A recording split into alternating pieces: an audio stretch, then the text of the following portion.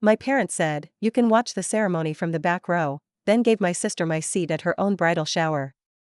She even read a joke about my dating life until the room went silent when my fiancé walked in and said, "I grew up in Asheville, North Carolina, nestled in the mountains, with streets lined in local art shops and hipster coffee houses before they were trendy." My parents, Marion and Howard, had been part of the local scene for years. My mom taught third grade at a private academy, and my dad was a longtime dentist who practically knew everyone in town. From the outside, we looked like the perfect upper-middle-class nuclear family. I was the oldest daughter. Mariah. Quiet, bookish, the kid who loved library visits and kept a diary religiously. Then came Noelle, 5 years younger, golden-haired and dimpled, with a personality that filled up every room. She was a cheerleader by age 9, president of her sorority by 20, and had her dream job in digital marketing by 24. And she never let anyone forget it. Growing up, it always felt like Noelle was the main character. If I brought home a good report card, it was met with, "That's great, sweetie." But if Noelle scored even slightly above average, it was all caps on Facebook. When I was 15 and quietly won a statewide poetry contest, my mom forgot to attend the award ceremony. Noelle once got a certificate for Most Spirited Camper, and the whole family went out to dinner to celebrate. But I wasn't bitter. Not back then. I figured it was just the way some families worked. Some kids were louder, shinier, and needed more attention. I kept my head down, went to UNC Chapel Hill, graduated with honors, and got a job I loved as a librarian back in Asheville. I started dating Vikram, 36 male, a few years ago. He's a software engineer, kind-hearted, sharp as a tack, and, most importantly, he sees me. He notices things. He remembers my stories, even the boring ones. Noelle got engaged to her boyfriend Brooks last year. He's handsome, moneyed, and aggressively friendly. Their relationship always looked more curated than lived in, but I kept that to myself. They announced their engagement during Christmas dinner in front of the whole family, complete with a slideshow and a monologue from Noelle. I was genuinely happy for her, even if my mother barely acknowledged the engagement ring Vikram had given me 2 weeks prior. From the start of wedding planning, I noticed a pattern. I was barely included. Noelle had a group of 7 bridesmaids, mostly college friends and influencers she worked with. I wasn't one of them. She said she wanted me to just enjoy the day, not work during it. I was supposed to be family, not staff. I brushed it off. It hurt, but I didn't want to make a scene. I told myself I was past that. My parents didn't say a word. Then came the bridal shower. It was being hosted at the Biltmore estate, yes, that Biltmore. Elegant, expensive, with hors d'oeuvres served on trays by staff who wouldn't look you in the eye. It was a Saturday in late April, and the azaleas were blooming, the sky cloudless, and everything felt Instagram perfect. Except for me. I arrived right on time, wearing a pale rose midi dress and carrying a carefully wrapped gift, a framed custom star map of Noelle and Brooks' engagement night. I'd had it made from a small Etsy artist, and I was proud of it. I entered the ballroom, scanning the long tables adorned with eucalyptus runners and votive candles, looking for my name card. I didn't see it. I tried not to panic. I found the event planner and asked her. She looked flustered and whispered something to a staffer. Then she pointed to a row of extra seats by the far side of the room, technically in the space, but tucked behind a decorative column. "There's a seat for you over there," she said, not meeting my eyes. "Wait, that's not at the table?" Before she could respond, my mother swept in with that look she gets when she's pretending to be calm. "Sweetheart, it's just a small mix-up. You can still see the ceremony from the back row. It's not a big deal. I thought I was sitting with you guys." There wasn't room. Noelle wanted all the bridesmaids together. But I'm her sister. My mom blinked slowly. "Yes, and you're here. That's what matters." So I sat. Far enough from the action that I couldn't hear the toasts clearly. They brought me a watered-down mimosa, and I smiled when someone looked over. Noelle didn't even glance my way. I watched as Jenna, her college friend who once threw up in my purse during a bar crawl, took what should have been my seat next to Noelle. I told myself again and again, don't ruin this for her. Don't make it about you. But it got worse. About an hour in, they played a game where Noelle would read jokes about each of her bridesmaids. Silly little roasts, allegedly written by her fiancé. When she got to mine, she read, Mariah once went on a date with a guy who brought his mom. Twice. Honestly, even that guy had better taste than some of her Tinder matches. Laughter. Actual howls from the table. Jenna snorted. Noelle gave me a sideways glance, then looked away. The worst part wasn't even the joke, it was the way my mom laughed. She tilted her head back like it was the funniest thing she'd ever heard. My dad, sitting quietly next to her, didn't flinch, but he didn't say a word either. I stared at the candle in front of me, fighting the urge to stand up and walk out. And then I saw Vikram. He walked into the room like a storm cloud in a crystal palace. He looked tense, eyes scanning the crowd until they found me. He walked straight toward my corner and asked, loud enough for everyone to hear, "Why the hell are you sitting back here like some distant cousin?" The room went dead silent. You could hear the air conditioning kick on. Vikram looked at Noelle, then my mother. Is this a mistake, or are you all seriously okay with her sitting in the back while you mock her? My mother's voice was strained. Vikram, this is a women-only event, he cut her off. Yeah, I know. I wouldn't have come if Mariah had answered my calls. But when she doesn't reply, I come to find her. Because I don't let people I love sit in corners and get laughed at. More silence. Even Noelle looked rattled. Mariah, he said, reaching out his hand, come on. Let's go. And just like that, I stood up. I didn't say a word. I left the star map under the table and walked out of the Biltmore estate with my fiancé's hand wrapped around mine and my dignity still intact. We didn't speak in the car for a while.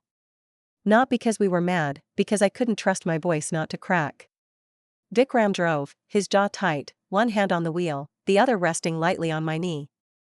When we pulled into the driveway of our townhome in Montford, he finally broke the silence. I know you didn't want to cause a scene, he said quietly. But I wasn't going to let them humiliate you. Not again. I nodded, biting the inside of my cheek. I didn't want to make Noelle's day about me. He turned to look at me fully. Mariah, that day was never about you. That's the problem. You've been edited out of your own family's narrative. That hit harder than I expected. It wasn't just about today. It was about years of being pushed to the edges. The back row. The afterthought. It was the birthdays my parents forgot to post about. The good for you, when I got promoted to head librarian while Noelle's every freelance gig got a celebratory brunch. We spent the rest of the day curled up on the couch. I ignored my buzzing phone. Messages began rolling in like tiny missiles, some confused, some angry, some feigning concern.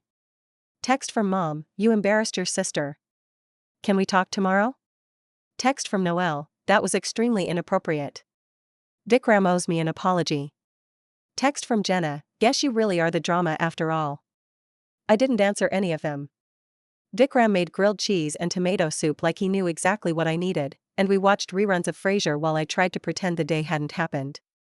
But it lingered, like a bad perfume you can't wash off. I kept replaying the look on my mother's face, the way her mouth tightened when she saw Vikram walking toward me. Not surprised. Just annoyed he'd disrupted the performance. I started thinking back.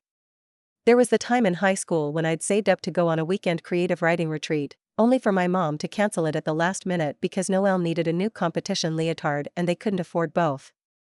I cried quietly in my room while my mom told me, "You're more mature, you understand sacrifice." Then there was my college graduation. I was the first in our family to graduate with honors. My parents showed up late. Noelle had a brunch date.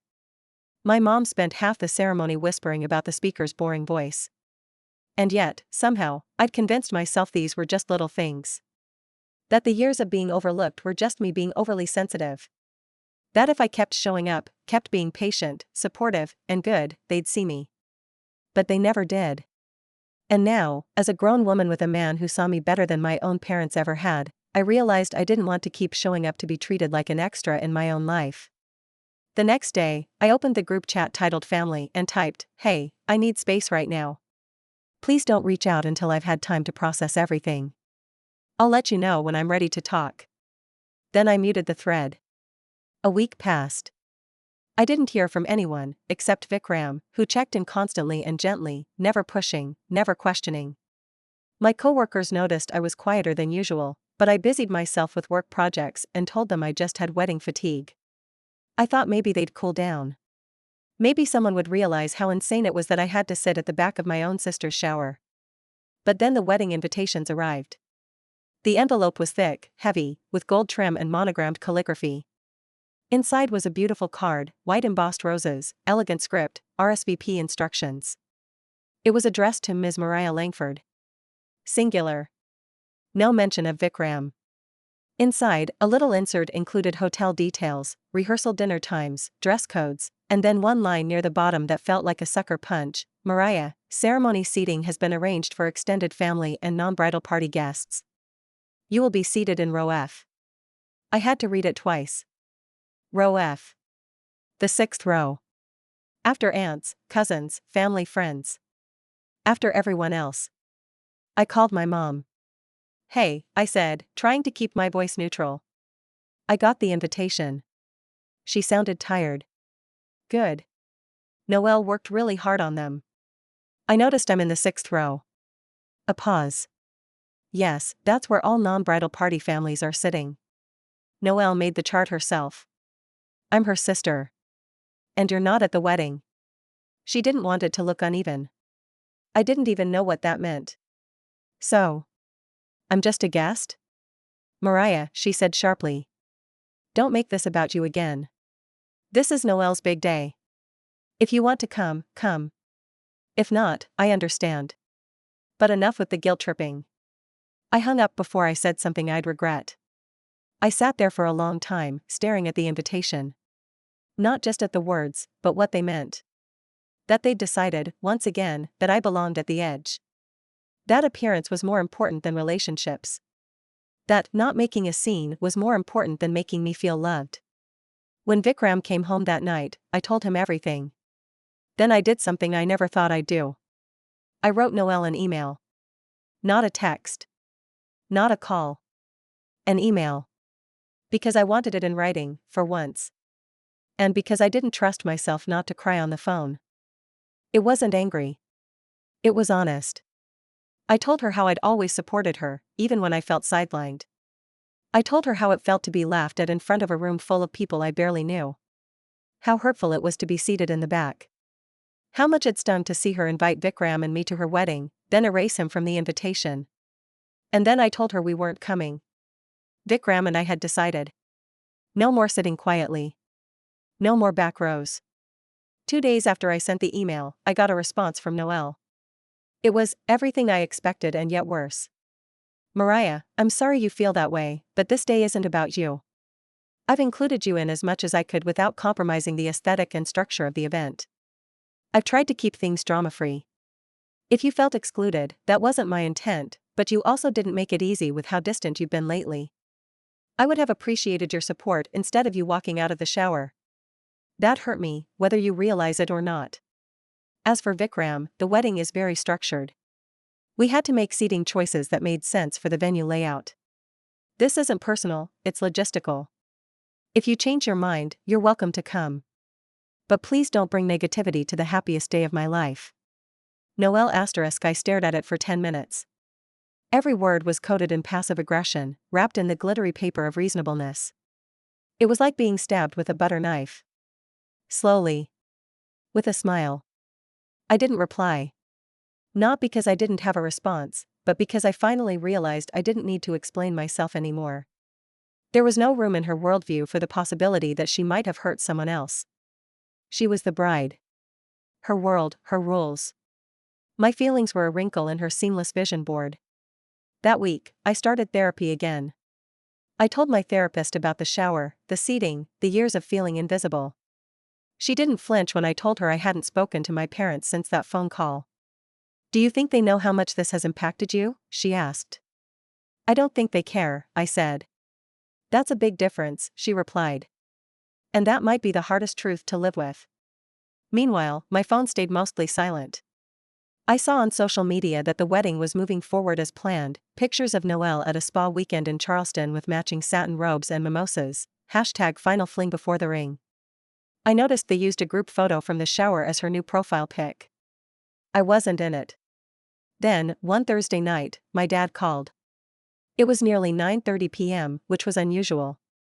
My dad is one of those people who treats sleep like a religion. "Hey," he said, his voice softer than usual. "Just wanted to check in." I was suspicious. "Okay, I heard you're not coming to the wedding." "I sent an email," I said carefully. "Yeah. Your mom showed me." A pause. "I'm not calling to fight." "Okay. I just want to say that. I didn't realize things had gotten this bad." I swallowed hard. "Dad, it's always been this bad. You just never saw it." "I'm seeing it now," he admitted. "We're trying to. I can't promise I'll get it, but I wanted to tell you that I'm sorry you felt alone. I think I let your mom and Noelle steer the ship more than I should have." I felt my throat tighten. "And I know Vikram was just trying to protect you," he added. I should have said something in the shower. I saw it. I saw how they laughed. I just didn't know what to do. I didn't know what to say. It was the first olive branch I'd received from anyone in my family that didn't come with a side of guilt or deflection. It wasn't perfect, but it was real. "I appreciate you calling," I said finally. "But I'm still not coming." "I understand. I just didn't want you to think I didn't care." After we hung up, I sat with it for a while. I didn't cry. I didn't feel angry. I just felt the weight of it. All the years, all the little moments that added up to this one big rupture. Vikram and I decided to spend the wedding weekend somewhere else, literally and metaphorically. We booked a small cabin in Boone, 2 hours north, deep in the Blue Ridge. No cell service, no internet, just trees and winding roads and the smell of pine. We packed hiking gear, a few bottles of wine, and an agreement: no wedding talk unless one of us brought it up. It was supposed to be a getaway. A way to reclaim the day for ourselves. But of course, the universe had other plans. On the Saturday of the wedding, just after we got back from a long hike and were making lunch, my phone lit up. No service, but a missed call notification popped up. Then another. Then a flood of texts once we hit a signal pocket. All from my mom. 10:31 a.m., where are you? Call me now. 10:37 a.m., Brooks is furious. Vikram needs to apologize immediately. 11:14 a.m., your absence is creating a narrative. People are asking questions. 12:45 p.m., Noelle is crying. You should be here. 1:22 p.m., this is family, Mariah. No matter what, you show up for your family. I stared at the screen, then turned it over and left it face down on the porch railing. Vikram didn't ask what they said. He didn't need to. Later that night, as the sun dipped behind the trees and the forest turned to quiet gold, I finally opened the texts again. I read them all. And then I deleted them. Because I wasn't going to be the shadow at someone else's party anymore. Because I was done sitting in the back row. We stayed in Boone until Monday morning. Neither of us said the word wedding the entire time. It was one of those weekends that feels like its own little universe, unbothered, suspended from the chaos you left behind. Back in Asheville, life didn't exactly resume like nothing happened. The day after we got back, I stopped by my usual coffee shop, and the barista, B, a sweet girl who'd gone to school with Noelle, smiled knowingly. I heard you didn't go, she said while steaming oat milk. Honestly? Good for you. That was the first inkling I got that something had shifted. Apparently, Noelle's wedding hadn't gone quite the way she'd envisioned. From what I gathered via community whispers, secondhand stories from mutual acquaintances, and social media sleuthing, here's what went down. First, people noticed I wasn't there. More than Noelle expected. A couple of my cousins who flew in from out of state asked about me directly at the rehearsal dinner. One even brought up the bridal shower and how awkward it had been when Vikram spoke up. The comment apparently didn't go over well. Then, on the day of the wedding, the videographer, who had filmed both of us as kids at a family friend's wedding years ago, asked why I wasn't at the bridal party. Right in front of the photographer, who had been instructed to only take symmetrical family photos. The tension started there and snowballed. According to someone who was seated at table 4, a friend of mine's aunt, Brooks made a sarcastic comment about how at least one sister knows how to be supportive, and Noelle's smile cracked. People started whispering. By the reception, my mother was doing damage control in heels and pearls, and Noelle was apparently crying in the bridal suite because people weren't making assumptions and ruining her narrative. I wasn't there, but I know exactly what that means. Noelle thrives when the optics are clean. She's always carefully curated her life like a Pinterest board. And now the seams were showing. After the wedding, I received one final message from her. This time, not a text. A private DM out of nowhere: "You made your point. I hope it was worth it." I didn't reply. Because by then, I was already in the middle of something better. A month later, Vikram and I eloped. Not in secret. Not out of spite. Just, simply. We invited 10 people, close friends, no family, and got married in a quiet ceremony under a maple tree in the craggy gardens. The wind blew soft, and there was no drama, no seating charts, no hierarchy. Just joy. And because Vikram is who he is, he added something I'll never forget. During the toast, he said, to Mariah, who spent too long waiting for a seat at someone else's table. So we built our own table instead. Everyone clapped. I cried. But it was a good kind of cry. That night, after our little reception at a local vineyard, I posted a single photo. Just me and him, standing barefoot in the grass, laughing. No hashtag. No caption. And within the hour, my mom called. I didn't answer. She tried again 2 days later. Left a voicemail that said, "I saw the post. I wish you'd told us. Your father's hurt." Vikram squeezed my hand. "You don't owe them your happiness." And he was right. The real revenge, if you can call it that, wasn't loud. It didn't involve confrontations or screaming matches. It wasn't cruel or petty. It was this: Noelle got the wedding. I got peace. She's still busy curating her perfect life online: holiday cards, brunches, sponsored giveaways with Brooks looking polished beside her. But now, the shine is thinner. People saw the cracks. And that's hers to fix, or not. Meanwhile, I live quietly, happily. My relationship with my dad has started to thaw a little. We've met for lunch a few times. He never brings up the wedding, and I never ask him to take sides. But he listens more now. He asks real questions. And that's enough for me. As for my mom? We haven't spoken in months. She sent a birthday card last week, signed only her name. No love. No mom. Just Marion in stiff blue ink. I didn't reply. Maybe I will one day. But maybe not.